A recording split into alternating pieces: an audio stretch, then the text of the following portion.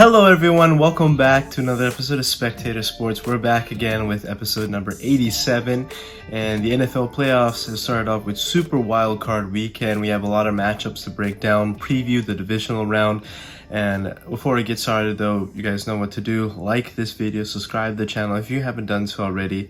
Take a look at our Instagram and TikTok pages as well. You can get clips from this podcast on those platforms as well in our playlist, and you can get the entire audio from this podcast on Spotify. All links are in the description. With Super Wildcard Weekend getting kicked off, there were blowouts, but one particular matchup that we did not expect, and that is the Green Bay Packers marching into AT&T Stadium and beating the Dallas Cowboys. Remarkably, after 6 total matchups, the Green Bay Packers have found a home away from Lambeau Field, which is AT&T Stadium. In these matchups, they have beaten the Dallas Cowboys every single time and now actually have 3 playoff wins at AT&T Stadium. That is more than the entire Dallas Cowboys team combined since that stadium opened up in 2009. To talk about how this team has gotten there, Jordan Love has gotten hot and the offense has been clicking for the last 3 weeks, and we didn't think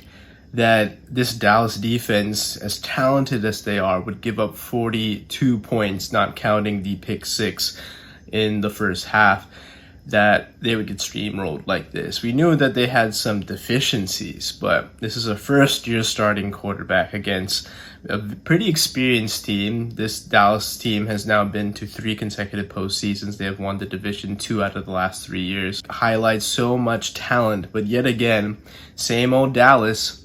Year of expectations, but falling short. Dallas now extends its drought of not making the NFC Championship game to 28 years. That is basically my entire existence. When I was probably about 2 months old, that was the last time the Dallas Cowboys got past the NFC Championship round and won a Super Bowl. So since then, I have not really remembered the time when Dallas was an elite team. Despite them having a 12-5 record for their 3rd consecutive year, they just continue to fall flat. How many times are we going to see this out of this team?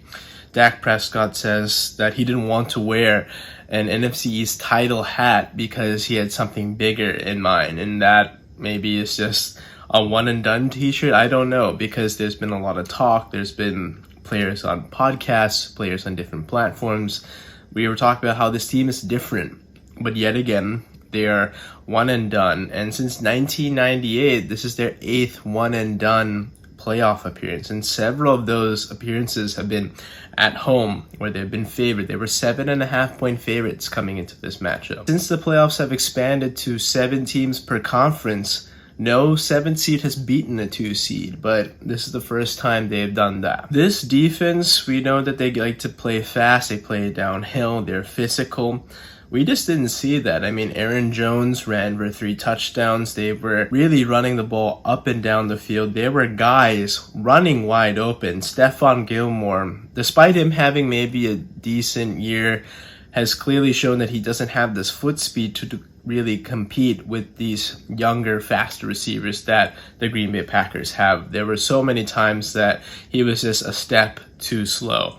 He may have the length, he may have the physicality, but if he doesn't get a jam, it is very hard for Stephon Gilmore to maintain pace with younger, quicker receivers. And let's talk about that Luke Musgrave's touchdown. Simply schemed wide open. Look at the frame here. There is nobody within the vicinity. You have to go to Waco, Texas to find the next defender. There's just that much open space. And for a guy like Dan Quinn that was generating buzz, is he going to get maybe the Seattle job? Is he going to get some other head coaching gig? Even if Mike McCarthy gets fired, maybe Dan Quinn just takes over. Well, it seems that Dallas might have to clean house. That starts off with Mike McCarthy. Mike McCarthy, we've talked about it so many times on this platform. Clock management, key situational football, downs and distance, so many times. Lack of discipline, accumulation of penalties. We saw that against the Green Bay Packers, a special teams gaffe, free 15 yards. There's too many things that are going against Dallas's favor, and that starts off with the head coach. Now, that starts off with how he addresses his message to the players, but that also goes back to Jerry Jones. Jerry Jones, since firing Jimmy Johnson back in 1993, wanted to have his team. Now, he did win another Super Bowl with Barry Switzer, but that, again, was Jimmy Johnson's team. Since then, it's been Jerry's team. He hasn't gotten past the divisional round. He has won regular season games. He's won countless division championships, yes, and extended and built the Dallas Cowboys brand into being one of the most valuable, if not the most valuable franchise in sports. That's wonderful. When it comes down to playoff success, though, he hasn't been there. And this might be the time when he finally says to himself and his son, Stephen Jones, that maybe it's time to bring in some fresh faces, because this isn't working. They've tried it with him doing it, and I think they have some good ideas with drafting and some trades, absolutely. But the thing is, when it comes down to the head coach, Jerry needs a puppet. He wants himself on the football field, but he can't coach, but he needs an extension of that on the field, and that's what Mike McCarthy was. He will have to relinquish some control, whether it's in the GM position, something else. Get some outside help just for some fresh perspective. That would pay huge dividends for the Dallas Cowboys, but we have yet to see that with Jerry Jones and the Dallas Cowboys. And additionally, we talked about Dan Quinn and Mike McCarthy. Dak Prescott, he cannot be extended. He already got the contract in 2021. He was earning about $40 million a year. In 2021, he had $75 million on his payroll because he had a signing bonus. Next year, his cap hit is going to be $59 million. And for a player that has just a 2-5 playoff record, 3 one-and-done postseason appearances, all at home, mind you, that just simply is not enough for what you need as the Dallas Cowboys starter. There's too much talent here. He's had a great regular season. He resurrected what seemed to have been resurrecting his career compared to that start last year. He had the lead in interceptions thrown last season. Well, he cleaned that up, but postseason threw a pick 6 and a bad interception to Jair Alexander. Dak has proven that despite having a loaded deck countless years, that he has not been able to get it done in the playoffs. Now, I don't think there is really an option of any viable options out there to replace him unless Kirk Cousins is able to be healthy for the start of the next season. That's maybe an option, but he is older, and that means your window gets shorter. You traded for Trey Lance in the preseason. I don't think he's there yet to take over the reins, but certainly you cannot warrant extending Dak Prescott. He has shown that he hasn't been able to be the long-term solution, and you're just throwing money away when you have to pay CeeDee Lamb this upcoming offseason because he's going to be qualifying for that 5th-year extension. Then you have Micah Parsons, who you'll have to come and pay because he has All-Pro. He is borderline Defensive Player of the Year. Those things are very clear. Those will be coming up. You have to pay the piper in that regard. There are countless free agents that you either have to bring back, restructure, whatever the case may be. This Dallas team will be drastically different next year, because just due to the salary cap purposes, they cannot afford to pay all these stars that they have on this team. To go to another underwhelming franchise, the Miami Dolphins ended the season on a 2-game losing streak, losing to the Baltimore Ravens and then the Buffalo Bills. These losses costed them a chance to host any team in the postseason. They would have had at least a 2 seed, if not the 1 seed.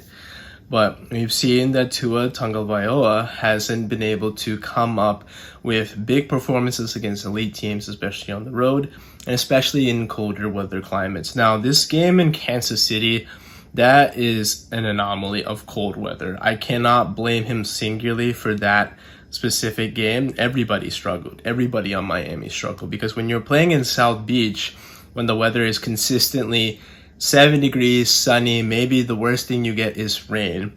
But most of the time, it is bright and sunny and warm in South Beach.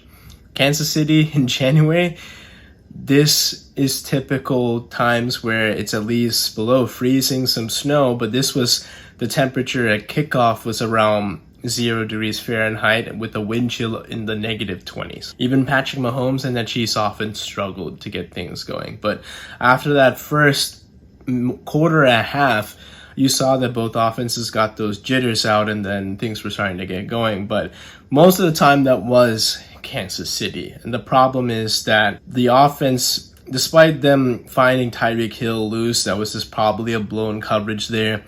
But after that, Tua just looked skittish. The ball just didn't have that touch because he doesn't have the biggest arm to zip it in there compared to the Josh Allens, the Patrick Mahomes, who have the arm strength to thrust the ball forward and cut through the wind when it is denser, it is windier. And we saw a lot of flying ducks out there, wobblers, and a lot of things that were around the line of scrimmage, just not far downfield. Now, we've seen this so many times. We've seen collapses out of the playoffs. We've seen Tua have injury history. So we have to see now, what do the Miami Dolphins want to do?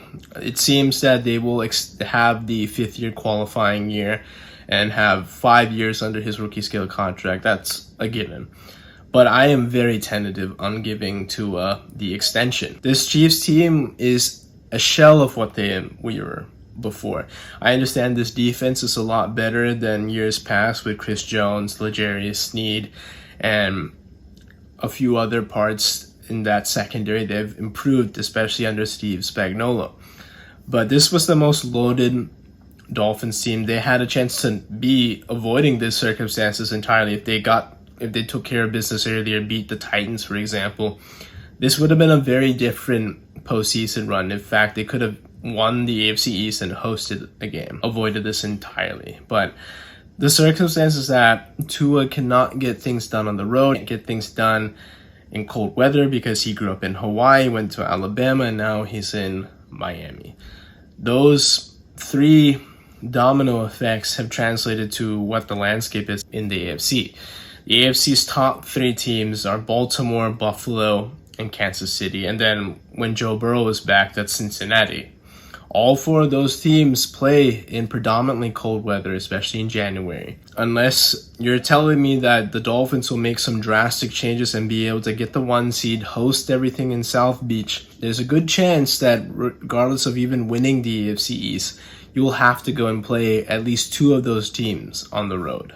The Browns and Texans opened up Super Wildcard Weekend, and I thought that the Browns would be favorites in this. They have the more experienced quarterback, and they have this vaunted defense. And boy, was I wrong, because the Texans, they led by CJ Stroud, the Rookie of the Year, so we think, just completely shredded this team. And that was also credit to this offensive line of the Houston Texans. After years of turnover with Davis Mills and head coaching staffs that have been running again and again, they have some stability with D'Amico Ryans and now CJ Stroud. But this offensive line, especially Laramie Tunsil, who kind of kickstarted this whole trade, he was brought over in the previous quarterback's era to help protect him, and that gave Miami a boatload of picks.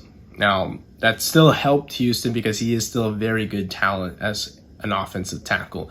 He shut down Myles Garrett. No sacks. CJ Stroud had a clean pocket to work out with. So many guys wide open just due to scheme, just to do a clean pocket time, and you could see the field at its full capacity. And frankly, I'm disappointed with Cleveland because they had such a good defense to start. I understand they played some lower tier quarterbacks, especially on that back end stretch, but they still had some really good quality opponents that they did manage to shut down. Joe Flacco, his 2 interceptions, especially those that were returned for touchdowns, really ended the game in the third quarter, 38-14. It was already tough when it was 24-14 at halftime, but when you throw the first one, that's 31-14. Very tough to come back from, especially with such little time. And I was disappointed just because Joe Flacco was having this magical run, and it just comes to an abrupt halt. Cleveland has obviously some things to do where they had Kevin Stefanski out there as potentially coach of the year. I don't know if the seat is hot, but it's a little warm because just the manner how things gone. Because now this offseason, they'll probably go back to the starting quarterback who hasn't been the most healthiest to start. his Cleveland tenure. And they will definitely get back Nick Chubb. But defensively, I don't know if this defense will be the same ever again. There are going to be guys maybe leading and finding new teams and getting bigger contracts, whatever the case may be. Offensive line will definitely need to get revamped as well, because they did have some issue. They allowed some pressure in Joe Flacco's face, and that forced some turnovers. But I'm very happy to see what I've seen from Houston so far. I think this run is certainly going to be interesting for the rest of the postseason, however long it may be. It seems that they will most likely play Baltimore, which we'll preview later. The Detroit Lions hosted their former quarterback in Matthew Stafford, and I mean, just the storylines coming to this game. Jared Goff, casted out of LA, coming into Detroit, had to watch his former team win a Super Bowl in his first year in Detroit with them undergoing this rebuild. But they listened to Dan Campbell. He had so many powerful messages throughout the last 3 years, built this team into what is now a playoff contender, and now they will be hosting the divisional round matchup next week. How they got here wasn't the best, especially that second half. But that first half, Jared Goff was on it, 9 for 9 to start off, 2 touchdown drives. Just so many nice passes. When he can get the ball out quick, you know that Jared Goff is going to be effective. When there's pass rush, just like any other quarterback, doesn't do that great. Ben Johnson schemes so many excellent plays to Amon-Ra, to Josh Reynolds, a former Ram as well. Despite this offense being so good, we were concerned about their defense. Well, they definitely had a bend but don't break mentality. As great as Jared Goff was, I feel like Matthew Stafford was even better with Puka Nacua, Cooper Kupp, Tyler Higbee. They were just as clinical. The problem was when it came down into the red zone, especially in the second half. There were just 2 opportunities there where they had a chance and left points on the board. 2 times settled for short field goals. I understand kicking them both because it just gets you closer and closer, but just too many times though where we thought they had a chance to cut into the deficit, even take the lead, but had to settle for 3. That was 8 points that they squandered right there. Had an opportunity as well to take the lead with a field goal penalty. You can talk about maybe the borderline pass interference call. That's definitely a missed call, but refs, we know, have been suspect this year, and you cannot leave it up to them to decide a game, because at the end of the day, they probably will fail you in that. Rams missed opportunities to get this job done and pull off the upset, but it's still a very good year for Los Angeles. Many thought that this was going to be a rebuild year for the LA Rams, but they proved that they are just right there. They are the second best team in the NFC West. Maybe the Niners are great, but right there with them in Sean McVay and the LA Rams. I'm sure that they just need another retool, because now, after so many years of trading and forgetting all those picks, they just have invested in younger talent, and the next generation of the LA Rams is going to be something to see. We'll see how it continues, because they have more picks coming up in the future. For Detroit, I mean, just what a beautiful story it's been after so many years. It's been since 1991 since the team has won a playoff game. That playoff drought is snapped, thankfully. You could see with the fans, they were just roaring every time something good happened for these Lions. And for anybody that hasn't seen, anybody who watches football, no matter what team you root for, you really appreciate these moments where a team that has been down and out for countless years, the 0-16 year in 2008, getting to the postseason but still not quite there. This means something to this city, and I'm really excited to see what else the postseason has in store for the Detroit Lions. Since our last recording, there were a few more head coaching moves that we have to talk about. Starting off with the biggest one, Bill Belichick. He is now out of the Patriots organization. It seems that he will be one of the hottest commodities. We know that Jim Harbaugh will probably get the lion's share of the first calls, because he is a very interesting piece. It seems that he has accomplished what he's wanted to accomplish with Michigan, and he wants to come back into the NFL. I think he is the odds-in favorite to land that LA Chargers job. That is exactly what LA needs, and they should pony up the money to acquire him. But Bill Belichick would be the next hottest commodity. I understand that his personnel decisions haven't been that great. I would feel that if you're hiring him, it is strictly as the head coach. You want the GM that is there already, or whoever you're hiring alongside Bill Belichick to make the GM decisions, the personnel, the roster construction. Because in recent years, there's been too many times that Bill has gone with this old man mentality and it just doesn't connect and hit with the trends that have been seeing with the NFL these days. Now, I still think that Bill is a hell of a coach, hell of a defensive play caller. He just ran out of time in New England. Now, it definitely is best for both parties. The question is that as soon as this move happened, 24 hours later, they hired Gerard Mayo as the next Patriots head coach. And that is basically saying that you're going the same Patriot way, but younger. I think that's just right off of the Bill Belichick tree. And maybe it's just a safe move that they just want to make right now. I don't see what the direction is with the New England Patriots. They have nobody at quarterback. Their offense is lackluster, to say the least, and their defense is okay. It's nothing extraordinary. I don't know exactly what Gerard Mayo's scheme will be. It's probably going to mirror a lot what we've seen out of Bill Belichick, but they definitely need some talent desperately over in New England, to say the least. For additional options, I thought Mike Vrabel, who we'll talk about a little bit later, he is now on the market, but it seems that they just want to keep things in-house, keep things simple, and that's the move heading forward with the New England Patriots. For Bill, I think there's a good chance that he'll get some calls with the Dallas Cowboys, with the Mike McCarthy removal that we'll see, and maybe that's an option, but certainly Bill Belichick will be a hot commodity in this head coaching carousel. To go back to Mike Vrabel, he has been axed as the head coach of the Tennessee Titans. After 4 consecutive winning seasons, he's had a very nice start to his head coaching career, but injuries to Ryan Tannehill led to his doom. When there's no adequate quarterback play and there's no real receiving talent after trading away A.J. Brown to the Philadelphia Eagles, that they had anybody to really harness the reins. Now, they have Will Levis, who has shown shades or signs that he could be the franchise guy in Tennessee, but that is just undergoing another rebuild.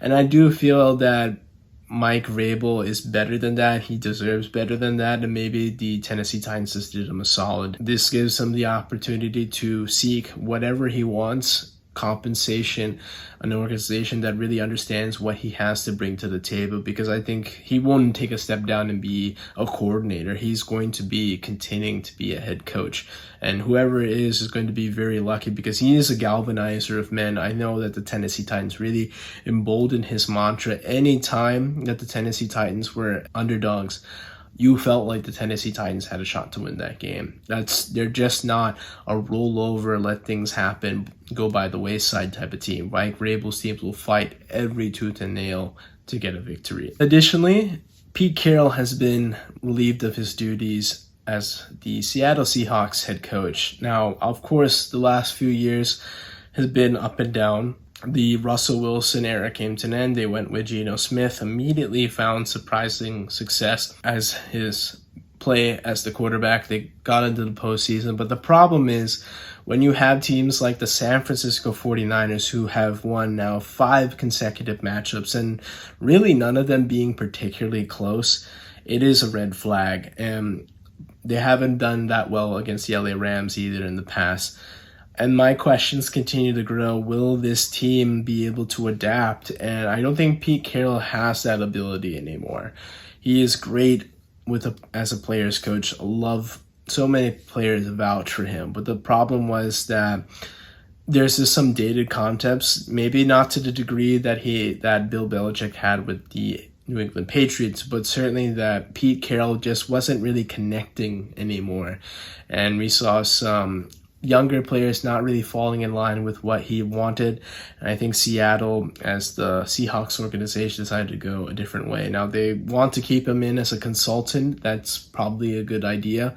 but needs some fresh ideas. And it seems that with this head coaching cycle, there will be a bevy of young candidates with fresh new ideas that will connect with these players that are younger and of a different generation than what we see with head coaches of the past. With Pete Carroll's entire tenure, I mean, just like Jimmy Johnson won a national title, also won a Super Bowl, very impressive feat. Could have easily been more, but definitely accomplished a lot in this league. With not a lot of talent after the Legion of Boom ended, they were still in the playoff mix for several years.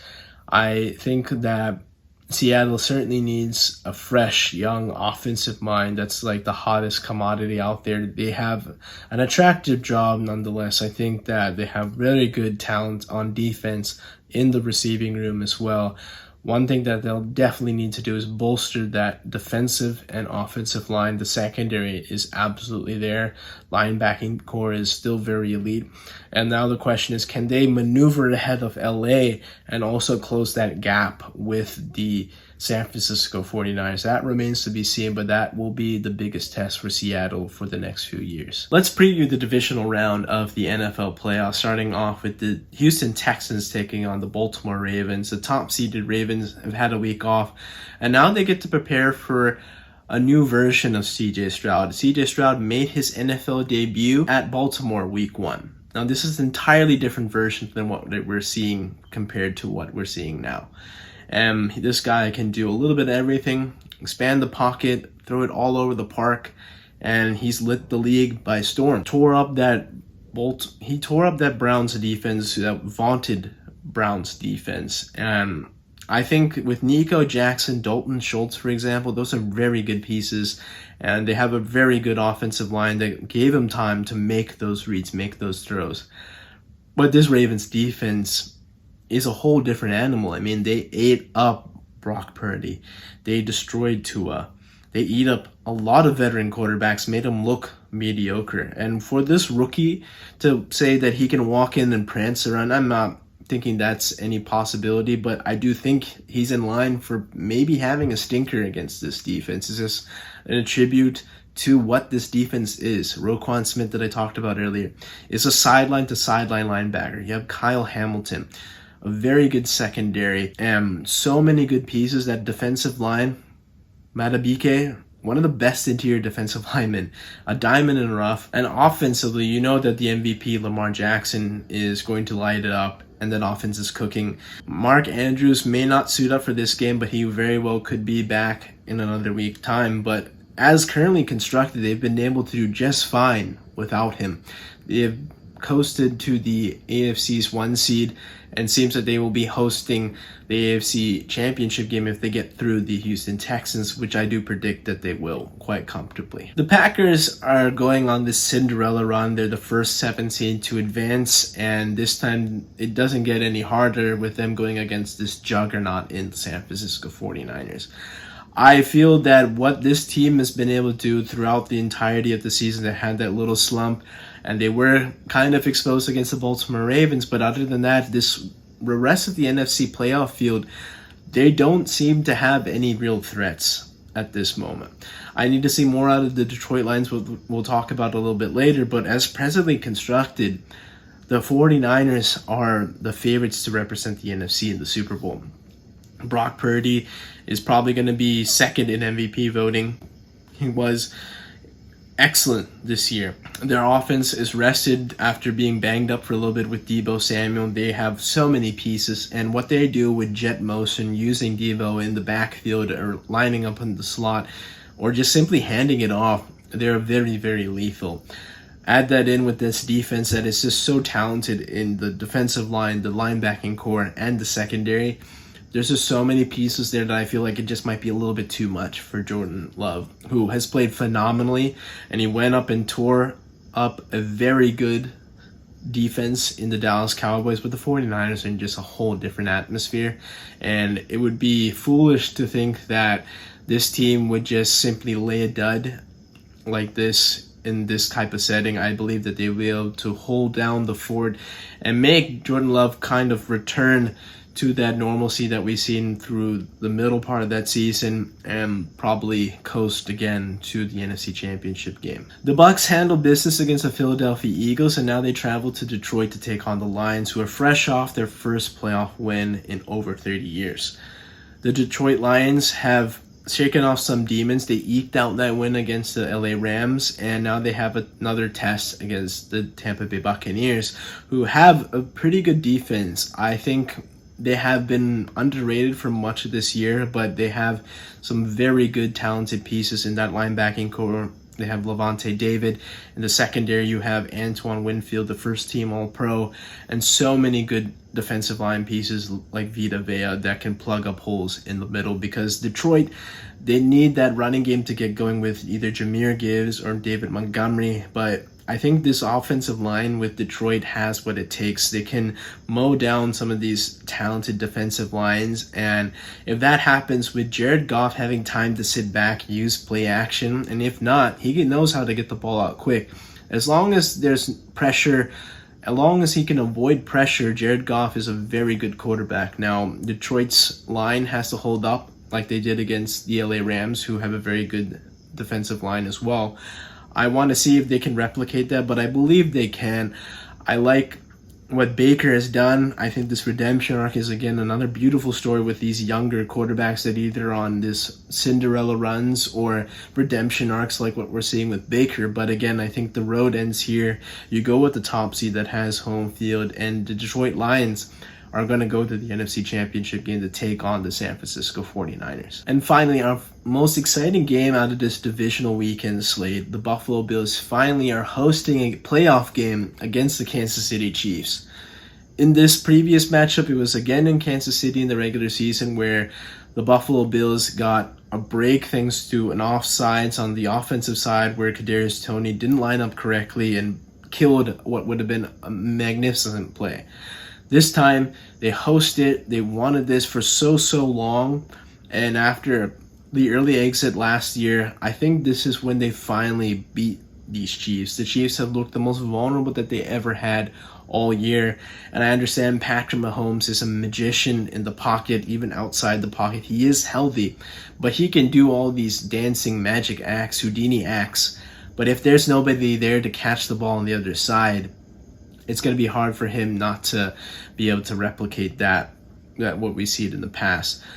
As much as we like to know that the Chiefs have been good, but I think this Chiefs team that leans on defense, it's going to take a big performance from this defense. They are going to have to force Josh Allen into turnovers, which he can do, but if they don't, it's going to be tough sledding for this Kansas City Chiefs team that I think will not be able to overcome their offensive woes. And I'm going to pick the Buffalo Bills with their dual threat quarterback and their superior defense to hold down the fort at home and get into the AFC Championship game against the Baltimore Ravens. On Monday night, the Philadelphia Eagles, or what remains of this franchise, went down to Tampa Bay. And in their first matchup, the Eagles won 25-11. They ran for over 150 yards, gassed the Tampa Bay Buccaneers en route to comfortable win, one of their best of the year. This time they're going in losing 5 of their last 6. Defense is in tatters, and offensively just clearly not the same team. Already without A.J. Brown, it really felt like the only guy that showed up in this game was Devontae Smith. Devontae balled out, 7 receptions for over 140 yards, and set up the Eagles' lone touchdown.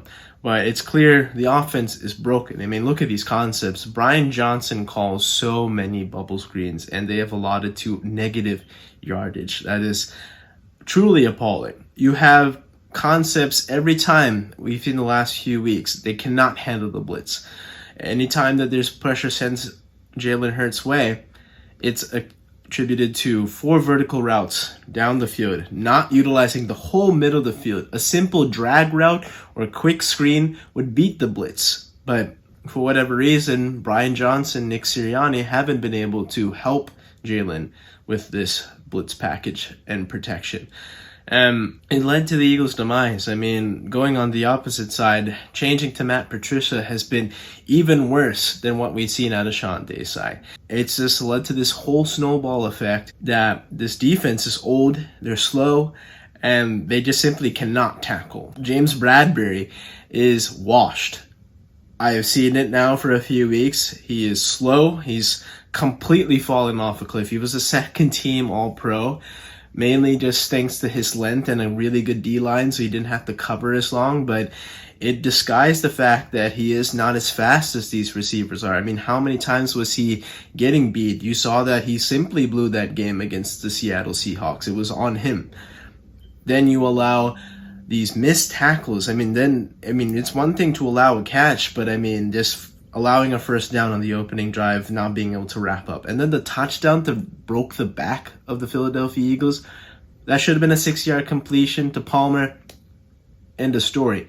Missed the tackle, and Palmer is dancing and prancing his way into the end zone. I knew that game was over as soon as that score happened. It's been a long time that I've seen this team be so bad. I mean, even in 2021, they made it as a 7 seed. They had a chance. They felt they were hot. They had some type of momentum.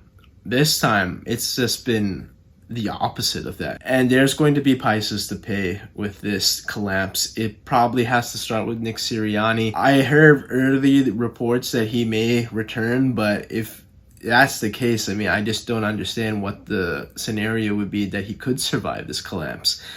The coordinators absolutely would need to be gone. That is apparent. Brian Johnson and whoever it is, Matt Patricia, Sean Desai, they are not worthy of being coordinators in this league at this moment. They just haven't been able to adjust, and it's led to this Eagles' demise. But it also starts with the head coach. His lack of ability to make in-game decisions, his lack of ability to call plays, because remember in 2022 when they were so good, that was Shane Steichen calling plays. Maybe it was running Nick's offense, but at the time he just had a feel for calling plays. He nearly took the Colts to the postseason after losing their quarterback Anthony Richardson due to an injury, and Gardner Minshew was the guy moving forward. And then you got to look at the roster construction with Howie Roseman. Howie has this overemphasis on the trenches. In the recent drafts, they've taken interior linemen on both sides of the ball, and some have worked, some haven't, but at the end of the day, they are projects. And you pass on opportunities like a Kyle Hamilton, where you traded up, you got Jordan Davis, and I understand he is a run stuffer, so maybe all his impact isn't recorded in statistics. But look at what Kyle Hamilton has done. He's a first-team All-Pro. He's a game changer in the secondary. He can play so many different positions. But yet again, the Eagles, led by Howie Roseman, don't care about safeties. They get veterans, experience, but they're cheaper. They want to use those dollars in the trenches, quarterback, maybe a wide receiver if they've been doing well, but that's really it. Then you go back to this whole loyalty thing. You give older guys more money maybe than they're worth, and then you bring back an aging secondary. I still understand the whole point of bringing back Bradbury and Slay at that moment. With hindsight, you can see that those were massive mistakes. They sacrificed C.J. Gardner-Johnson, a younger, talented, ball-hawking safety that led the league in interceptions last year, for a project in Reed Blankenship that we didn't expect to hit, but in moments he was last year. This team is a mess, especially on the defensive end, and again it comes back to the lack of linebackers. Look at what even Dallas has, or the San Francisco 49ers, the Baltimore Ravens. They're led by Fred Warner and Roquan Smith. The Ravens traded for Roquan Smith. That's a second-round pick. Well worth it, because he has been that quarterback of that defense, plays sideline to sideline. He does a little bit of everything, and that Ravens interior is feared. No one wants to come across the middle because they're going to get smacked by him or Kyle Hamilton, who can play in the box. I'm not saying replicate the whole Ravens defensive scheme, but clearly what the Ravens have done for multiple decades has worked. And I understand there's an emphasis in the trenches that's very important, and we'll get into Jason Kelsey's retirement because that is a massive hole to fill as well. But You have to understand that there are more pieces than that, and there's only so many resources you can do. You can't just have an old wash veteran play linebacker for you. You have to allocate millions of dollars into it and adequate talent. First round, second round picks. Use that on a secondary piece, a middle linebacker, whatever the case may be, because clearly the middle of the field has been a highway to the end zone. We saw it with Debo running around. We saw it in this Bucs game. They need a whole revamp, and it probably starts off with the coaching staff, but also the roster. And that's it for this episode of Spectator Sports. Thank you guys for joining in. Remember to hit that like button, subscribe to the channel if you haven't done so already. Take a look at our Instagram and TikTok pages. You can get all those links, plus our Spotify audio in the description. Thank you again for Joey for editing this podcast. Greatly appreciated. And I'll catch you on the next one. Take care.